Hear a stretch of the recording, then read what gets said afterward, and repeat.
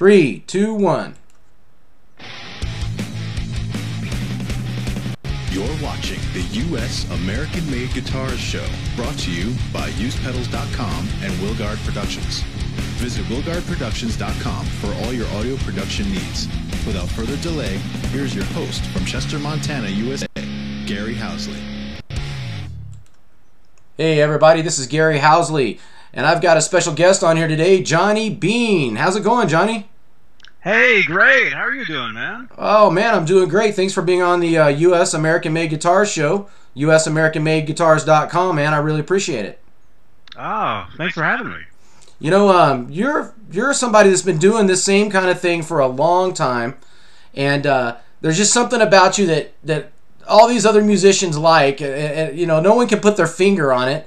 Maybe it's the dog walking in the background, or the chickens laying eggs, or I don't know what it is, but you're very appealing to people, and so your talk show is actually, I consider it a pretty successful talk show.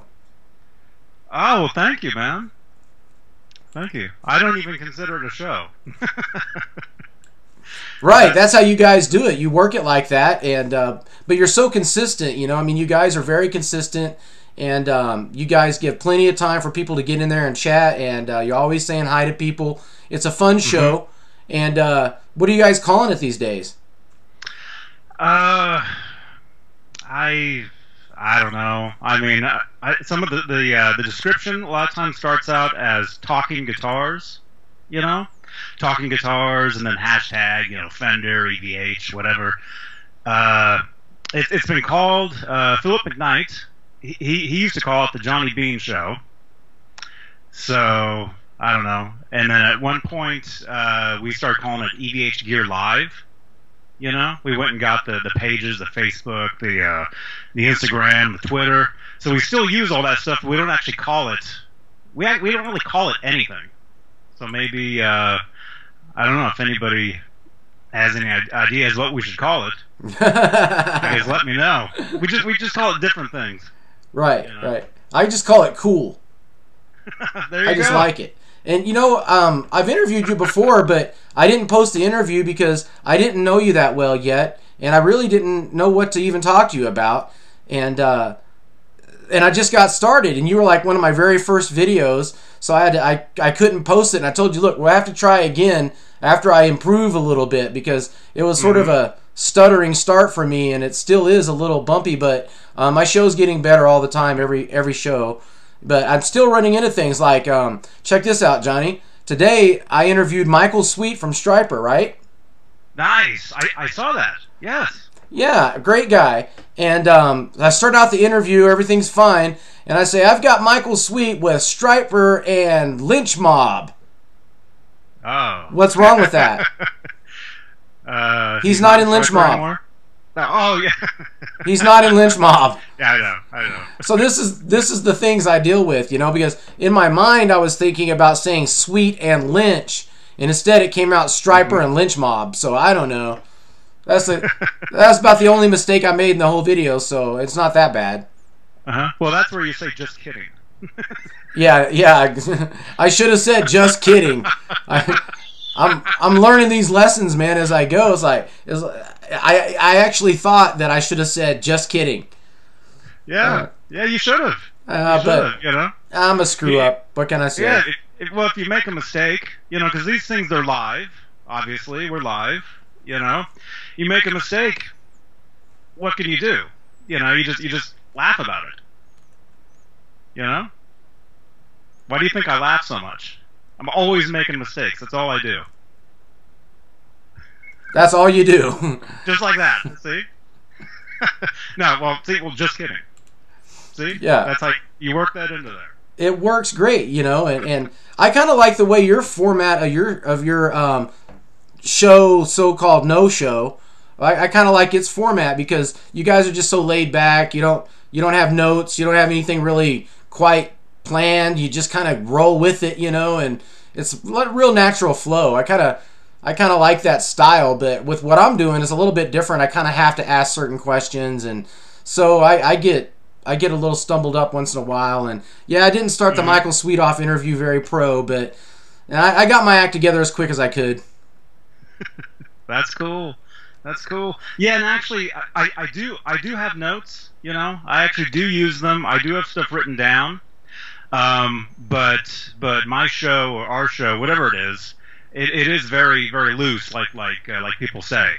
You know, and that's people seem to really dig that because it doesn't seem like a real strict.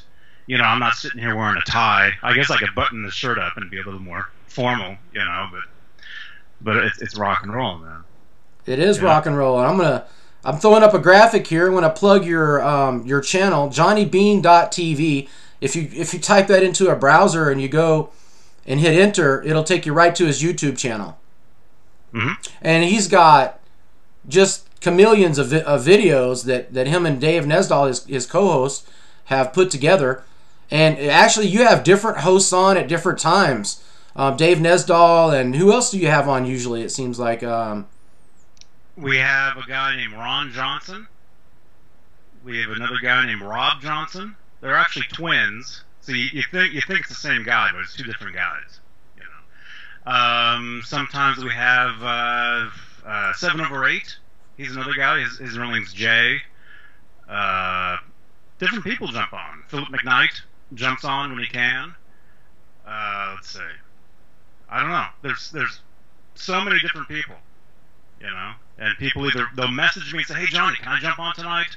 Or I'll message somebody and say, "Hey, do you want to jump on?" or whatever, you know. And then there's times where I've gone, you know, just alone by myself. But it's more fun when you have different people on and you can interact with each other and talk and BS and whatever, you know. Yeah, I like it a lot. I really like joining up in the chat room, and it's just a lot of fun. And it sort of, your show kind of encouraged me to even get started in the first place. Oh, cool. Yeah. That's awesome, man. I got a couple of graphics up of you right now. And these graphics, on one of them, you're holding, and I do believe that you're at the EVH booth at NAMM. And you're holding a white Wolfgang. Yeah, that wasn't the previous NAMM. I think it was the NAMM 2016, I think. Maybe. Was that fun or what? Yeah. Oh, yeah. Yeah, it's always a lot of fun. And yeah, that was at the EVH booth, which is in one of the Fender rooms. Fender actually has 2 different rooms. Fender has their main room, which has all their main, you know, the US stuff, the Strats, the Tellys, the basses, you know, everything. And then they've got another room that has all their other all the other companies that they have, like Gretsch, Jackson, EVH, you know, Charvel, you know, all that stuff. And it's a smaller, you know, smaller room. But yeah, and that's that. In that graphic, I'm holding the USA EVH Wolfgang. Yes. And amazing guitar. It is, and it's got the switch up at the top. It doesn't have that little red kill button to knock the pickups out. Right, the kill switch. Yeah, the kill switch. Yeah, they released that this year at NAMM 2017. They released 2 models. They re-released that model with the switch, with the button, and then they released the stealth one. Yeah, that's awesome. That's another thing I like about your show is you and David are so knowledgeable about these guitars, especially the EVH product line. I mean, you guys have really got your finger on the pulse with these things, and you're all the time putting together imports and pieces from imports and making your own. And Dave's always trying to pick up these USA models that are super rare, and you know, it's just incredible that between the two of you, the amount of sheer knowledge is sometimes it's just like. What I mean, how in the hell do you guys store this in your brain? Must be those chicken eggs you're eating, man, giving you good brain power. Yeah, I think that's it. And Dave, he's just got a big noggin, so he's got plenty of brains up there. Yeah. Well, it seems like it, doesn't it? It seems like he's a big guy. Seems like a big guy to me. I don't know. I've never met him. Actually met. Yeah, we've never actually met. We probably never will. You know. Oh. But you know, because I'm trying to get him to come out here for NAMM at some point, but he's got other stuff that he does, over on the East Coast and whatever. So, but yeah, he's been involved in these EVH cons. Did you hear about those? Yeah, I did. I seen some pictures, man. What an amazing event. Yeah, that's over in Connecticut, and they just had I think it was the third one. What was that? 3 weeks ago, a month ago, something like that. And it looked like a great time. Everybody wants me to come out for one of those at some point. I would like to. Who knows? Yeah, you should definitely. That's right up your alley, man. I've got another picture of you up here, and you're actually playing a 5150. Yeah. What an amazing guitar, dude! That's incredible, isn't it? Yeah. That shot. That's from a recording studio in Oakland, California. I was doing some recording, and if you look closely in the back, you can see a Peavey. You can see a USA Peavey Wolfgang in the back. I do see it. That was another guitar that I had at the time. I've since had to get rid of it. But yeah, the 5150. That was made by a company called GMW, which is out of Southern California. And technically, legally, they can't make those anymore. Or at least painted like that. They were making them some years back before Eddie was making his own guitars. But the company that made that, they also made it's called the Shamer, a guitar that Dweezil Zappa used to own. Wow, you guys have got the knowledge on all these different kinds of EVH guitars, and I noticed the 5150 is real special to you, and you talk a lot about the 5150 guitar. And what did you think about being that you were so ahead of the curve with all these new models that are out now, that are these brand spanking new EVH 5150s and stuff, but you were ahead of that. What do you think about these new guitars? I mean, compared to the ones before. The official ones? Yeah, the official ones compared to the Stripe series. Yeah, is there any difference? Yeah, they're all different. Well, actually, if you look at if you still have the graphic up, I think you do. You can see behind me. You can see a bunch of the Stripe series guitars. You can see the circles. You can see the bumblebee. You can see the original black and white. Yeah. And you can see the side of the star as well. It's next to my head. Yep. I'm seeing stars. Yeah, they're great guitars. And the thing is that they're official guitars. And what some people don't realize is they're tributes. Okay. Okay. So they're tribute, like the 5150 that's out now, the 5150 Stripe series, which actually is my avatar for YouTube right now. That was from this year's NAMM show. I'm holding that guitar. That guitar is it's a tribute, so it's not supposed to be totally identical. None of them are, but they're great. They're very cool. Oh, and we got some people in the chat room. Yeah. Hey, Michael. Stephen. Looks like Michael. Collins. Yeah. Hi, guys. Hey, man. Those are Johnny Beane guys. Yeah. They're awesome. Sinner's all over the place all the time, man. I think he's got notifications set. That guy don't miss nothing, does he? Yeah, well, it's very cool. It's very cool to do something like this, to be live on either YouTube or whatever, and to have people that enjoy your content and enjoy jumping in and watching and interacting in the live chat room. And it's, who would have thought, Yeah, I hear David Nesdahl say sometimes, oh, whenever we get some content, which is kind of funny because you guys are content rich, really. I mean, there's the moments where everybody's kind of quiet, but usually everybody's talking about guitars, and somebody will ask a question, and it just blows my mind at the answers that you give and that Dave gives, because it's just too much knowledge. It's like it's beyond geeky. Beyond. Hey, that should be the name for the show. Beyond Geeky. Beyond Geeky Show with Johnny Beane and David Nesdall. Yeah, and Ron and Rob and Jay and everybody. Definitely. Yeah. Well, I mean, the thing that we do, the show that we do, it's a very, it's just, you're always on your feet, you know?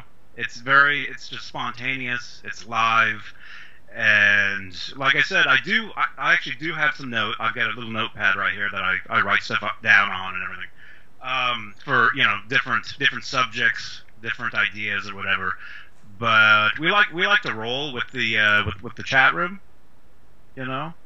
We really like to interact with everybody, and I think that's something a lot of people really dig and appreciate. Yeah, and people do appreciate that. Whenever I can, I come up with a question, and when I can get an answer, that always makes me happy, man. I think that you and David take it to the umpteenth power on that. It's like you guys have to know. Basically what kind of screws are going into these guitars. I mean, it's like finite details, man, that most people wouldn't think, like paint schemes on some of these guitars. I've noticed that you and David can point out if a stripe is out of place. Yeah, well, it's from years and years of studying, these guitars, and particularly the EVH guitars, Edward Van Halen's guitars, because we all grew up loving his music, and especially loving his guitar playing, his just everything, but especially his guitars, his gear, the stuff that he's used all these years. And it's just, you go for years and years of just geeking out over magazines and whatever, and it's cool to talk about this stuff. It is, and I gotta know, as much as you've talked about it and as out there as you are in the online community and everything, I mean, have you ever met Eddie Van Halen, or have you ever been close to, got close to him somehow backstage or something? I mean, anything like that? Mm-hmm. Really? Yeah, I met him. Yeah. You met Eddie Van Halen? Mm-hmm. Yeah, he's people hate it when I say this. He's just a normal guy, normal dude. He's just like you and me. Oh, I thought if you cut him open, he bled like some kind of magical juice or something. I don't know. I didn't think he was a real human being. He is. He is. He's. I mean, we're all the same. There is something magical about the guy. I mean, that's why am I wearing this T-shirt? Right. There is something very, very cool about the band and his just him in general. But he's just a normal dude who just happens to play a guitar that there's something about it that we all really, really love. Yeah, his tone and the looks and the style and all of it. Didn't you talk with who was that guy that wrote that Van Halen Rising book? Greg Renoff. Greg Renoff, right? Mm-hmm. Did you get to talk with Greg? Mm-hmm. Yeah, I met him. I met him at the NAMM show. We ran into each other. What year was that? That might have been the year of that graphic you put up. Maybe last year. Maybe, I don't know. I've gone to several of them, and they're all kind of a blur. Because there's just so much. When you go to the NAMM show, it's like going to a Guitar Center just times a million. Is what it is. It's crazy. It's crazy, but it's so much fun. And the best part about going to the NAMM show is getting to meet, friends that like Greg, like who else? My friend Mike. I see him down there all the time. Different. Well, actually, you had on here Jay Hale. Jay Hale, yeah. We met down there in person. Partied. We were watching the Van Halen tribute, having a great time. It's the best part about going to the NAMM show is just seeing everybody and meeting up and talking and whatever, But I forget what was the original question. Well, but I asked you if you actually met Eddie Van Halen. I was going to ask you about what that experience was like. Oh, it was cool. It was cool. I met him at a restaurant. We were at the same function, let's just say, and it was cool. A mutual friend of ours introduced me to him, and we just talked for a little while. Took some pictures. There's pictures online. I've got selfies. Oh my God! But the lighting was weird, and so people you might think I photoshopped them, but I didn't. But yeah, he's just a normal dude, very very cool, and it was just like meeting, just another human being. Just another human. Yeah, he's just another human being. I guess. I understand that. I understand that. People don't understand that when I say that, unless, well, I mean, everybody's different. I mean, maybe if I would have met him in the 80s or even in the 90s, it would have been a little different. But I don't get starstruck because I've met so many people, and I know people that are in the business and whatever, So it was just like, oh, you look like that guy that I like that plays guitar, shaking his hand, hugging, all that. It was cool. Actually, it wasn't until probably a couple days later, I was sitting at a stoplight, and it hit me. It's like I met Eddie Van Halen. Yeah. It sunk in. When you're there and you're in the moment, it was just like a normal whatever, and then it just you know what I mean?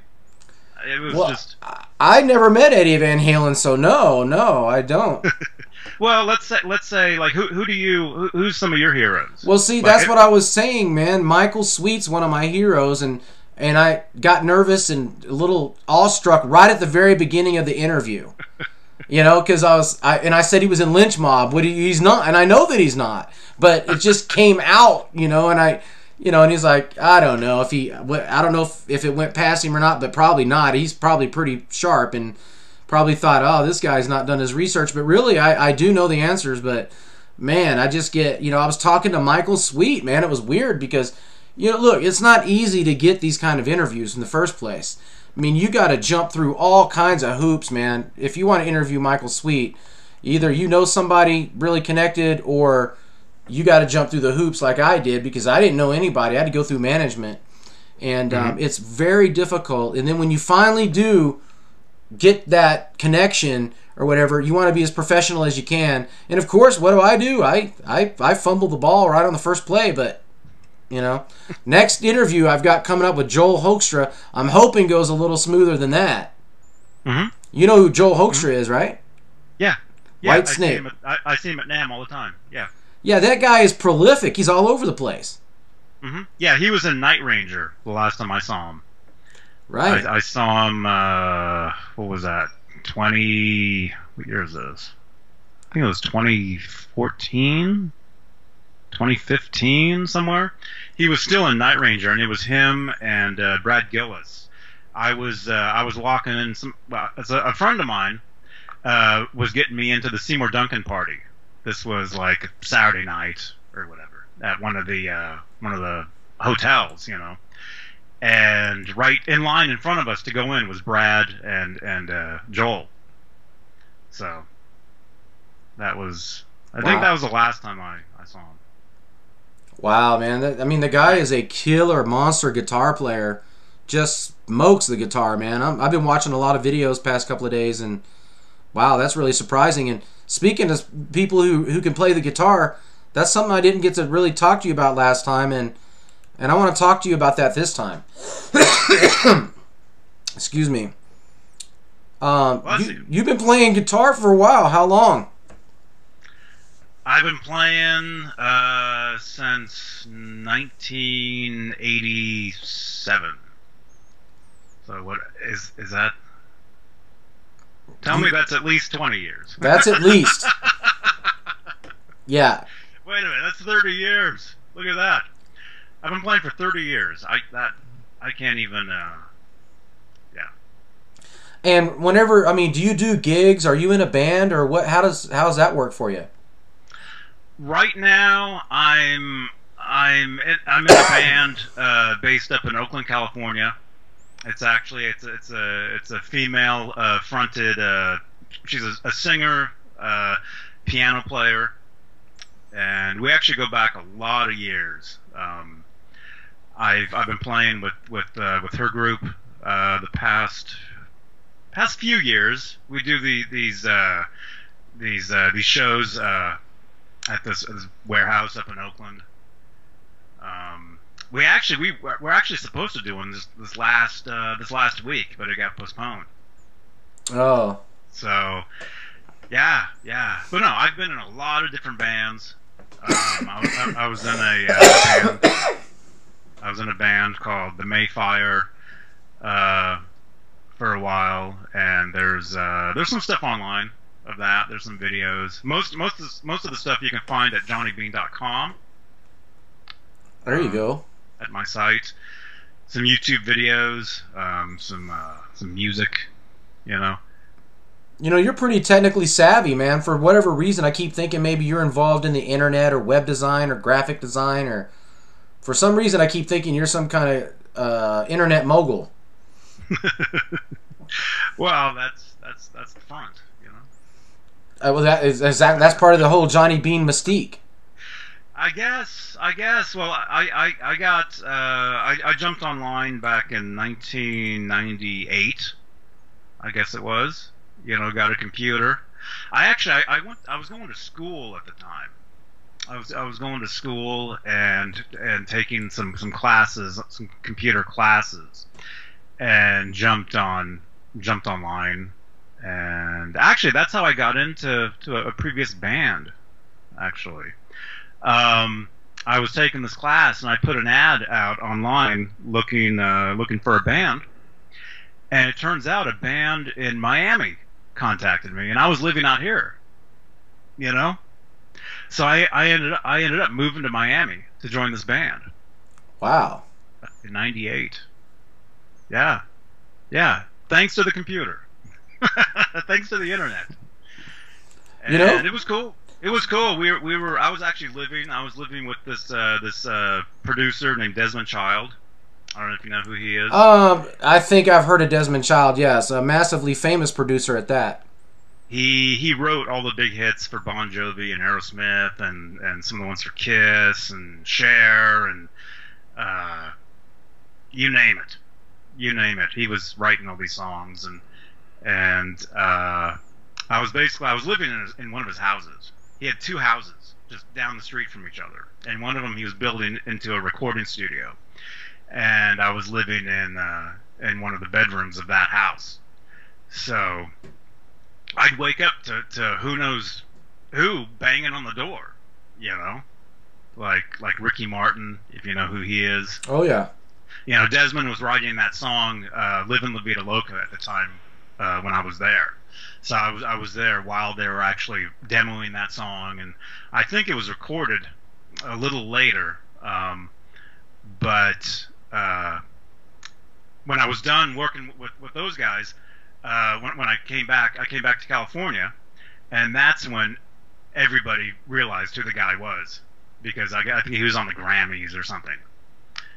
And you know, my sister was like, you know, had his calendar and was like totally into him, and she was like, Johnny, I wish I would have known that you know, were hanging around, you know, these people. That's awesome though. Yeah. That is, I know, no kidding, man. I mean, did you even bother to get an autograph from your buddy there? Nah. No, see, that's Johnny Beane's style right there. That's your style, man. Well, when I met Eddie, I didn't ask him for his autograph.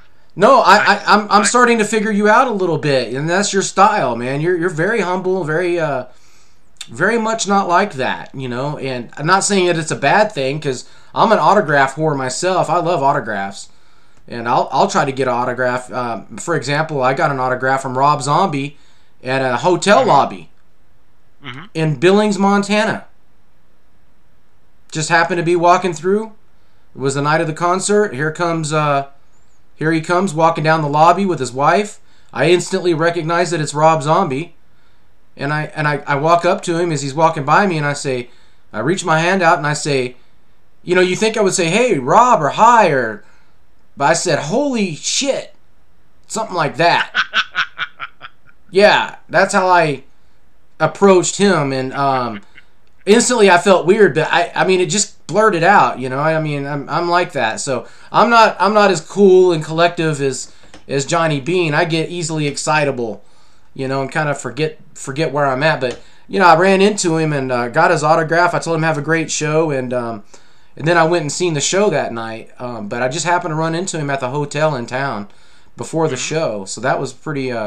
Because I worked for a series of radio stations all on the top floor of a very large building, and so I just happened to be, you know, going into work and ran into him. So it was pretty cool. But I had a piece of paper and a pen on me, so I was able to get an autograph from Rob Zombie. But I'm shameless, dude. I love Rob Zombie, so I'm shameless. I'll walk right up to him and say a cuss word, and I guess by accident. I mean, that's how smooth I am. So, but people will get to know me on my show. I'm not too much of a stickler, really. I keep hoping, and I've got my fingers crossed that I won't get judged too harsh. I mean, have you had to deal with trolls and any kind of negativity coming at you out of nowhere? Have you had to deal with anything like that? Yes. Yeah. All the time. All the time. That's one of the pleasures of doing something like this. You know,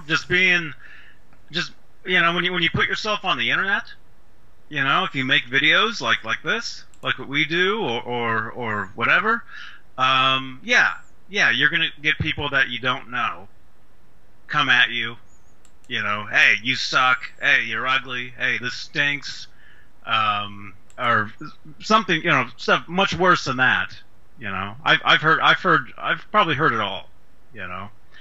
And you don't. I found it's best if you just don't respond. You know, I mean, at first, I've been on YouTube about 10 years, 10, 11 years, whatever, and people, you get comments on your videos, you know, thumbs downs and this and that, and in the beginning I used to respond, like I would write back, not in a negative way. It was never like, shut up, you know. I was never. That's not me. Okay, that's Dave. That's Nesdal's job on the show, is to tell people to shut up, I think. But no, I'm just Dave. If you're watching, just kidding. Yeah. But I've never been. I've never. That's just not me. You know, so I used to respond back to comments like, if somebody says you suck, I'd be like, oh well, my bad. You know, I used to do stuff like that. Now I don't even respond, and especially now, these days with doing a weekly show like this, you know, or what we're on live.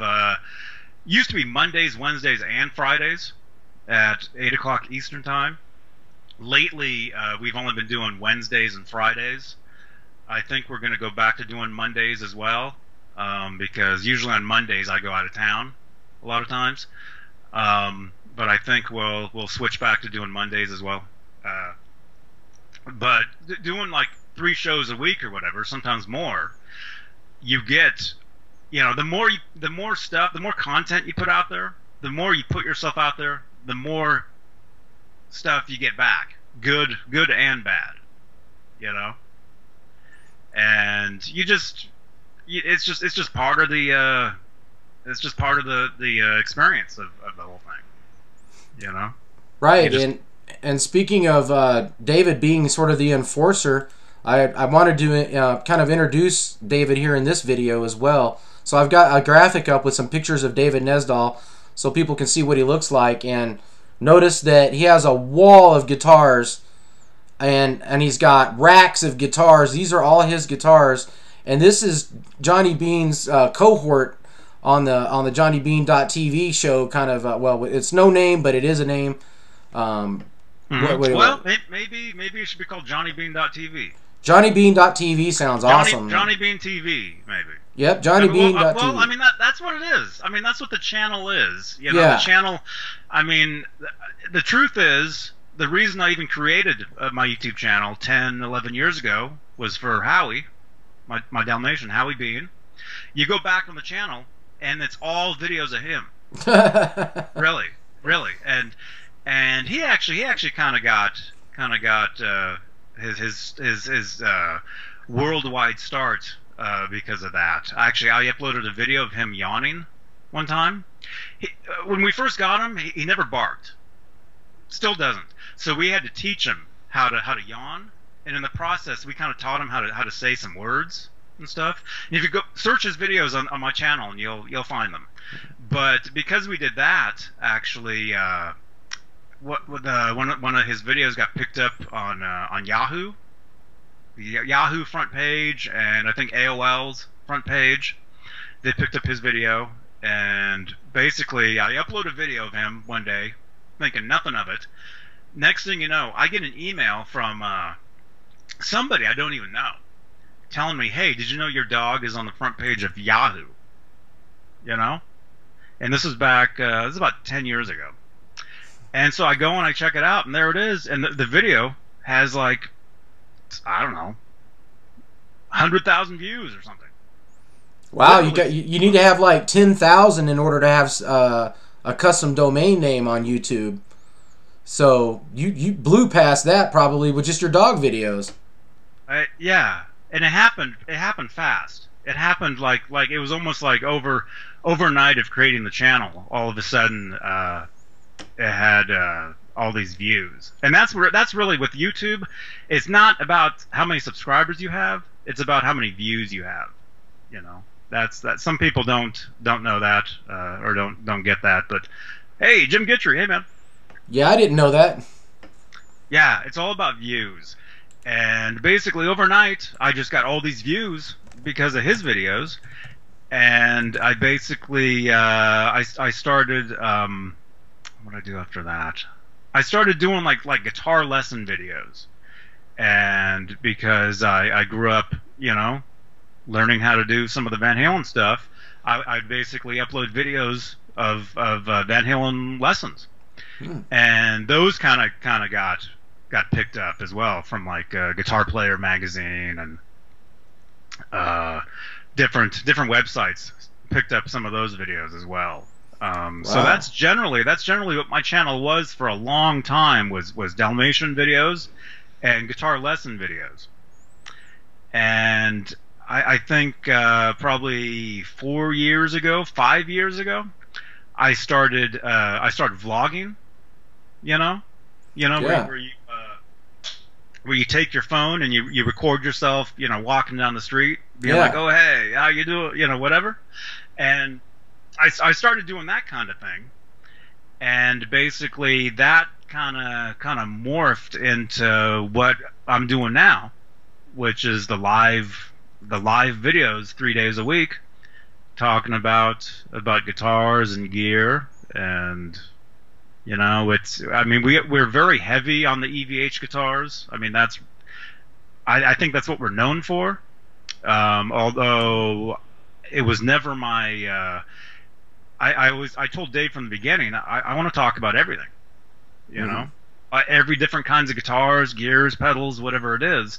And hey, Tone Talk's in here too. Hey man.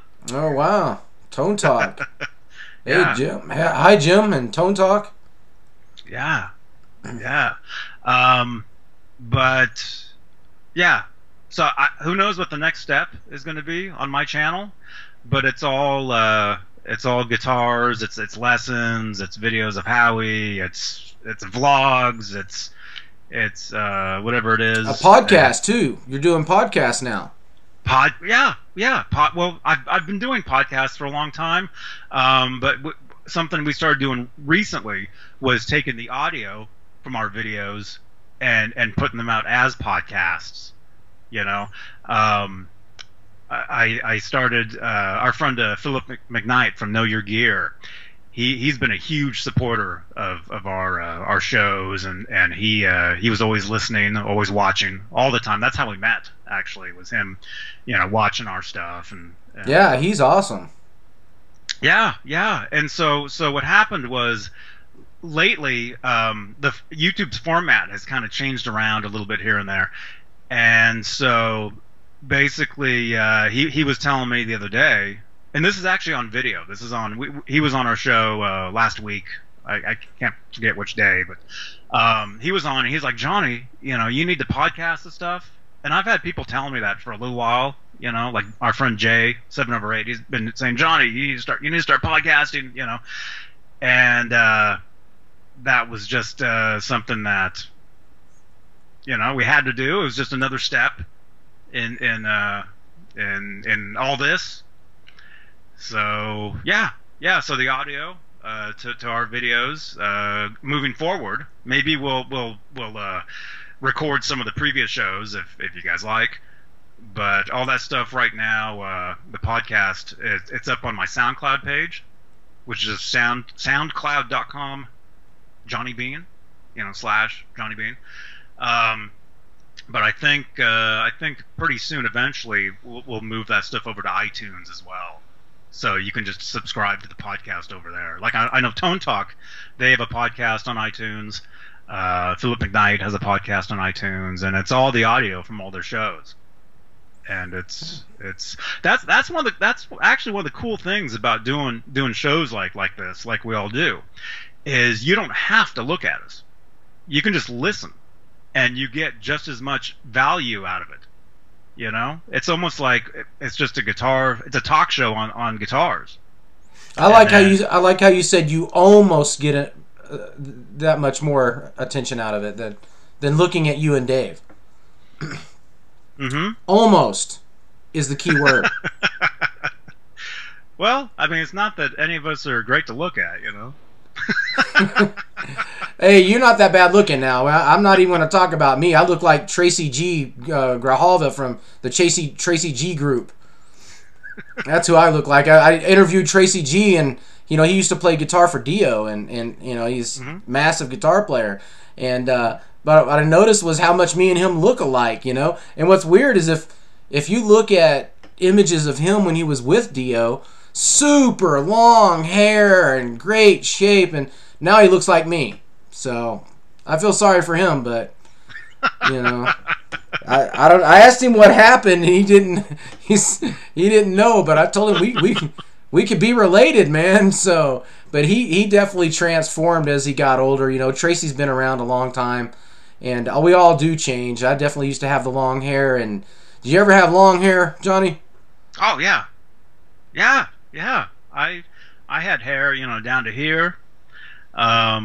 We all change, and I see myself everywhere I go. I see, guys with beards and glasses and the exact same look that I have. What do you call them? Doppelgangers is the words. And actually, what I'll do is I'll take pictures of them and post them, and people will think they're me. And actually, a friend of mine, I don't know if any of us are friends on Facebook, but my default photo on Facebook is actually a doppelganger. That's not actually me. A friend of mine took that picture and sent it to me, and yeah. I thought it was you. No, it's not. See? You're just trying to have fun, man. Yeah. Oh, it's all about having fun. I mean, everything, Well, I've had a great time talking with you about this, man, and getting to know you a little bit better, and definitely a lot better interview than the first one where I just didn't know you that well, and I hadn't watched your show very many times, and I was like, I told Dave Nesdahl, I pretty much knew what to talk to Dave about, but what about Johnny? He's mysterious, he's kind of, there's a lot more to Johnny than I think any of us know. Yeah, I mean, That's true. That's true. I really don't. Even though everybody thinks I'm always out there, which most people think I am out there, if you know what I mean. But even though I'm always online, you know. I mean, you could, like you were actually saying this the last time we talked. Yeah. You were saying, "Oh, Johnny, you're on Twitter, you're on Facebook, you're YouTube, like you're everywhere. It's very easy to find you and to at any time." At any time, yeah. I remember you were saying that. Yeah. So even though I put all this content out there, you know, Instagram, Facebook, just you name it, Snapchat, whatever, nobody, like the real me, unless you're like, you know, an actual like people actually know, you know, like close friends, people I don't know. Maybe that's the problem. Maybe that's why I have so many trolls, because nobody understands. Yeah, I don't know. Maybe, yeah. They're hating on you, man, because they can't get to know you. Maybe that's it. Maybe that's possible. But you know what? To get to know you better, you got to watch the show, and you got to interact with you. But if you watch the show enough, you do get to know Johnny Beane pretty well enough. I mean, you get to know him well enough as any other person should know another person, I guess. But it's worthwhile to get to know Johnny Beane. If you don't know Johnny Beane, watch his show. The guy is funny, and he's very extremely knowledgeable on guitars. Not just EVH stuff either, but just in general. So check out JohnnyBeane.tv, folks, and you won't regret it. He's got a great show, and if you want to check my show out, you know, that's okay too, I guess. Yeah. So. Well, especially this one. Yeah, especially one with Johnny Beane. I'll probably finally get a couple of people to watch one of my videos. So. Yeah. Well, hey, I'll spread this out for you. You know. All over right. all my pages and. I need it. Help me. I'll take it. Yeah. But yeah, and I already had David Nesdahl on, so people can watch the David Nesdahl interview as well, so you can get a really good flavor of what it's like to see Johnny Beane or Dave Nesdahl on my show. But really, just go over and watch them. You know, that's where it's at anyway. I love going in the chat room and just sitting there and being quiet sometimes, and I just read the chat as it's going, and I listen to the show as it's going, and it's a lot of fun. The next thing I know, 2 hours has gone by. I learned like 10 different things I never knew before, and that's just one show. Oh man, I know. It was 2 hours to me is way too long, you know. I always figured, oh, we'll go live for an hour tops, and it almost never ends up that way, you know. Although sometimes when tone-talk.com, that's Mark Kazansky and David Friedman. Oh yeah. Actually, most of the time when they're on, we'll actually stop and then send people over there. Is what we'll do. So yeah. Generally, days that they're on, we'll go for an hour. Do you know do you know what Tone Talk's schedule is? No, me neither. I'll see one of their posts on Facebook. I know they've got something coming up actually, but I think that's on a different. I think that's at a totally different time. I don't think we're even on at the same time that day anyway. So they just did a video over at Tone Talk. It got like 10,000 views in no time. Mm-hmm. Yeah. Mm-hmm. So that's cool. They're doing really good, man. They got really great guests, and you know, those guys are super knowledgeable too. Out of all the people that I'm talking about and all of us different guys that are doing channels, I'm probably the least knowledgeable. But you know, I'm a former web designer and journalist for a major newspaper, so I'm trying to take what little bit of knowledge I've got and do something fun with it the same way you guys are doing. And man, it has been a lot of fun. Mm-hmm. I'm doing this the total backwards way of the way you're doing it. You know, I don't have any majors in anything. I really don't know. I mean, as far as guitars, I guess I know a thing or two about the guitar. I know a thing or two about Eddie Van Halen's gear and guitars and just the stuff in general. You know, music, recording, you know, all that. But as far as doing like a show like this, this is something I just jumped into. I have no experience in talking behind a microphone, People probably wouldn't believe that if you would have known me. When did we start doing these? 3 years ago? Well, I don't know if it was that long ago. Let me think.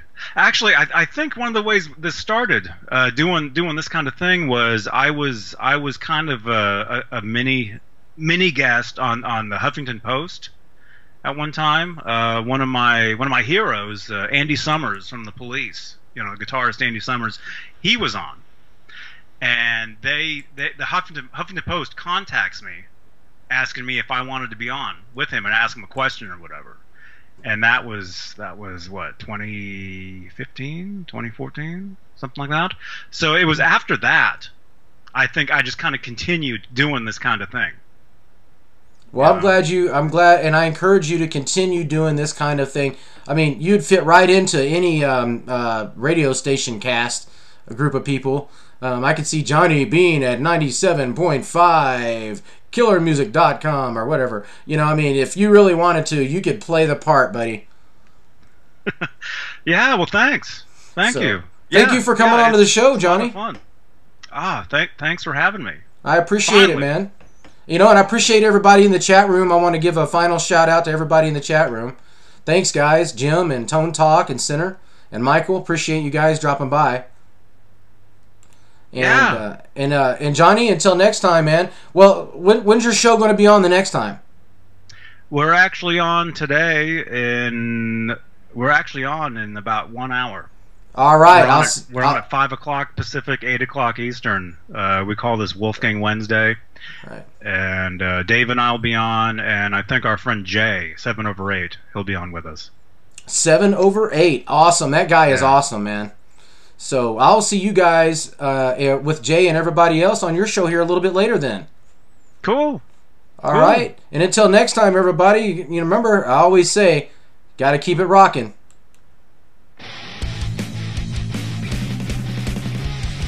Video production for the U.S. American-Made Guitar Show by Gary Housley. USAmericanMadeGuitars.com. Audio production by Wilgard Productions. Visit WilgardProductions.com for all your audio production needs.